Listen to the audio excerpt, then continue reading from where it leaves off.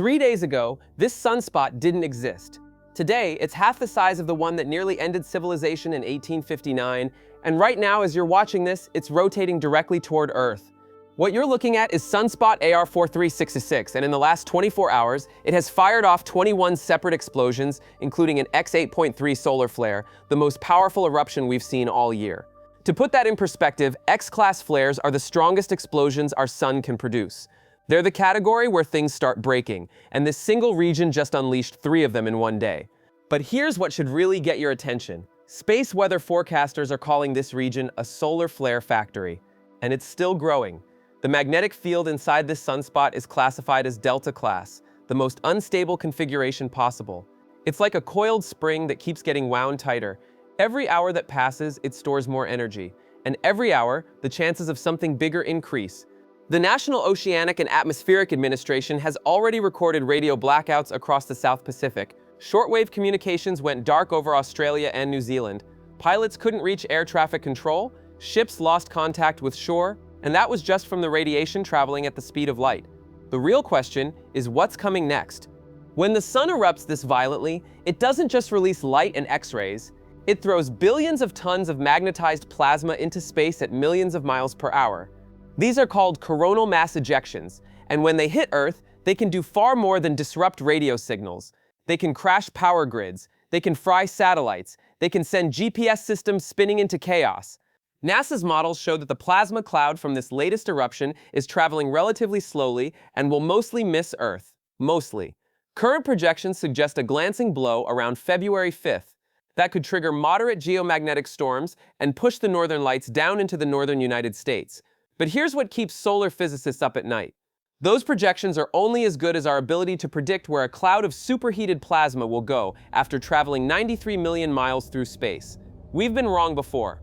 And that brings us to the comparison nobody wants to make but everybody's thinking about. In 1859, a sunspot about twice the size of AR4366 produced what became known as the Carrington Event. The solar storm that followed was so powerful that telegraph operators received electric shocks. Some telegraph systems kept working even after being disconnected from their power sources, running on current induced directly from the storm. Aurora Borealis was visible in Cuba and Hawaii. People in the Rocky Mountains woke up at night thinking the sun had risen. What would happen if a storm like that hit today?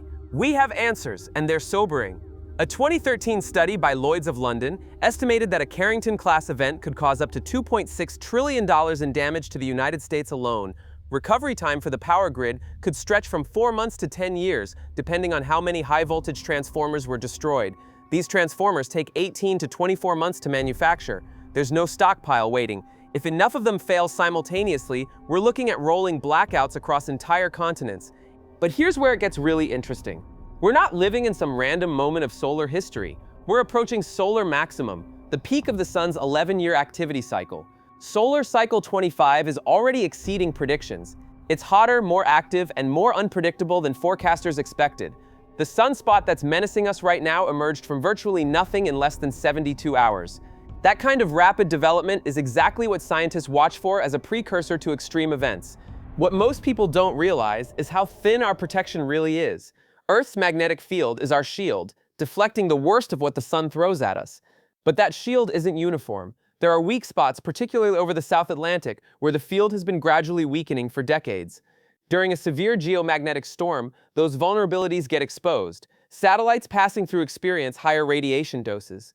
Astronauts on the International Space Station shelter in better shielded areas. And the charged particles that do get through can cascade down into our atmosphere, inducing currents in anything conductive. Pipelines, railroad tracks, power lines stretching across thousands of miles. The good news, if you can call it that, is that we're better at watching now than we've ever been. NASA's Solar Dynamics Observatory captured stunning footage of the X8.3 flare in multiple wavelengths. NOAA's Space Weather Prediction Center is monitoring around the clock. We have roughly 15 to 18 hours of warning between when a coronal mass ejection launches and when it arrives. That's enough time to power down sensitive equipment, reroute air traffic, and prepare emergency services. It's not enough time to fundamentally protect our infrastructure. Think about everything in your life that depends on electricity. Now think about everything that depends on GPS timing signals, which synchronize everything from cell phone networks to stock market transactions. Now think about what happens when both of those systems become unreliable simultaneously. That's the scenario we're gambling against every time a sunspot like AR4366 turns its angry face toward Earth. Scientists expect more activity from this region in the coming days. It's not done erupting. The magnetic configuration remains highly unstable, and as the sun rotates, that instability is pointing increasingly in our direction.